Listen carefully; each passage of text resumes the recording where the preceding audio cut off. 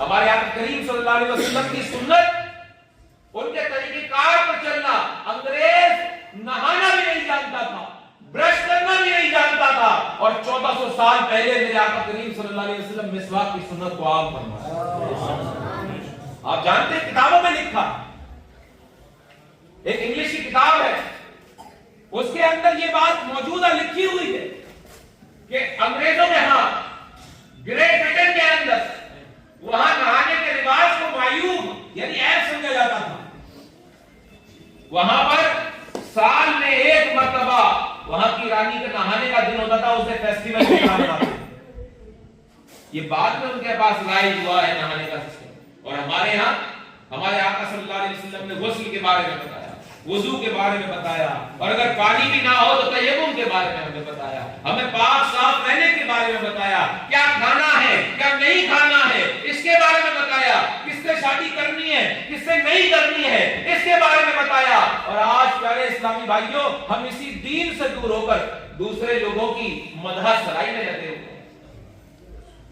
ہیں، دوسرے لوگوں کی مدح سرائی میں ہم تعریف کرتے نظر آتے ہیں. میں آپ کو یاد دلانا چاہتا ہوں کہ نان پارا کے نواب نے جب تمام علماء اور شورا کو اکٹھا کیا اور ہر کسی نے منچ پر بیٹھ کر اس نواب کی اس راجا کی تعریف کرنا شروع کر دی، تو جب اعلیٰ حضرت کی باری آئی تب اعلیٰ حضرت نے اس نواب کی تعریف نہیں کی، بلکہ آپ نے حضور پاک صلی اللہ علیہ وسلم پر نعت پڑھنا شروع کر دیا. اتنا بڑا منصب، اتنی بڑی بڑی دولت اور ریاست کے مالک کے سامنے آج کی ڈیٹ میں بہت لوگ کمزور پڑ جاتے ہیں. ڈی ایم آ جائے تو اس کی ہاں میں ہاں ملانا شروع کر دیتے ہیں.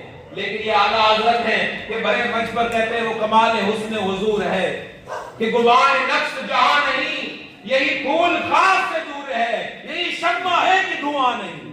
دنیا کی ساری شمعیں ایسی ہیں کہ ان میں دھواں ہے، دنیا کے سارے پھول ایسے ہیں کہ کہیں نہ کہیں چھوٹے بڑے کانٹے ہیں اس کے ساتھ، لیکن یہ ایسا پھول ہے جس کے اندر کانٹے ہیں، یہ ایسی شمع ہے جس کے اندر دھواں نہیں.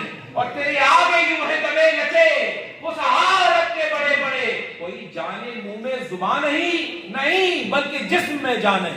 یعنی اعلیٰ حضرت فرماتے ہیں کہ ہمارے آقا کے سامنے عرب کے بڑے بڑے فصیح و بلیغ لوگ جن کی زبان کے چرچے ہیں، وہ اعلیٰ حضرت فرماتے ہیں کہ حضور کے سامنے بول بھی نہیں سکتے. اور اس لیے نہیں کہ ان کی زبانیں نہیں، ان کے جسم میں طاقت بھی نہیں ہے کہ حضور کے سامنے بول سکے. اور آخری شعر فرماتے ہیں کہ کرو مدحا اہل دول رضا، ان دنیا والوں کی تعریف کرو مدحا اہل دول رضا. ارے پڑے اس بلا میں میری بلا، اور میں گدا ہوں اپنے کریم کا، میرا دین پارائے نہ نہیں. پارائے نہ کا مطلب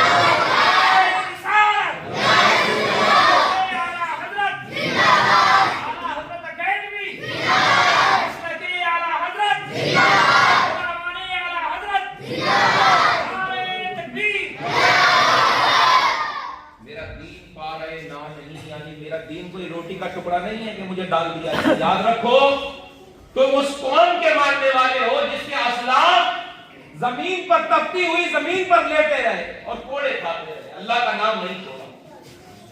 تم اور ہم اس قوم کے ماننے والے ہیں کہ جن کو دلی سے لے کر لاہور تک لٹکا دیا گیا جس کے علماء کو، لیکن ہار نہیں مانی. تم اور ہم اس قوم کو ماننے والے ہیں جہاں علامہ فضل حق خیرآبادی کو جیل کی سزا سنا دی ازالہ پانی کی، لیکن آپ نے اپنے فتوے کو پیچھے نہیں کرا. تو آج ہم نے اور آپ نے کیا ہو گیا؟ آج دین کی گرمی ہمارے اندر سے نکل کہاں گئی؟ کیا ہو گیا حقیقت میں ہمیں کہ آج ہمیں کچھ سمجھ میں نہیں آتا. میرے پیارے بھائیوں آج بھی وقت ہے، اللہ والوں کی وجہ سے ہی یہ دنیا قائم ہے.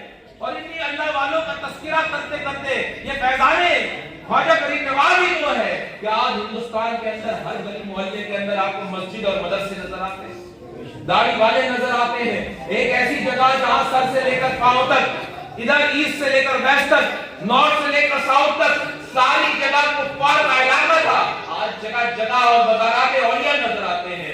آج دیکھیے ہر طرح کی سرزمین پر کسی نے حماقت کری اور اس کو دیوار کو توڑنے کی کوشش کری تو کیسا سبق ملا؟ وہ بندہ ہی انتقال کر گیا جس نے مزار پر چڑھ کر بے ادبی کرنے کی کوشش کی. آج بھی ہمارے